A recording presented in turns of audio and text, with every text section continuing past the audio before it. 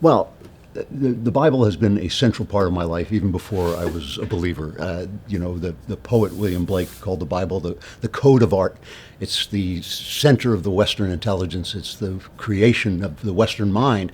And so as I was studying to become a writer and I was reading all the books that I loved as a kid and then expanding that to read all the books that I wanted to read, I always knew that the Bible was at the core of everything I saw and every thought that was coming to me.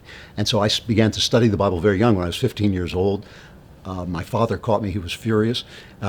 He caught me reading the New Testament. We were Jewish, and he was absolutely livid to see that. But I was reading it for literary purposes. I was reading it because I saw that it was at the center of all the literature that I loved.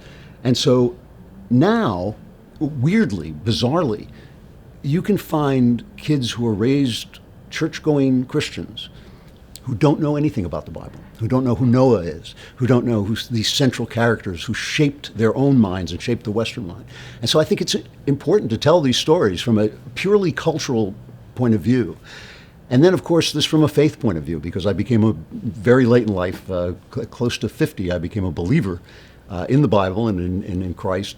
And so then it began to have the spiritual force. Then I went back and reread it, having read it for literary reasons to begin with. I went back and reread it for spiritual reasons and have gotten deeper and more deeply into it as I've gone along.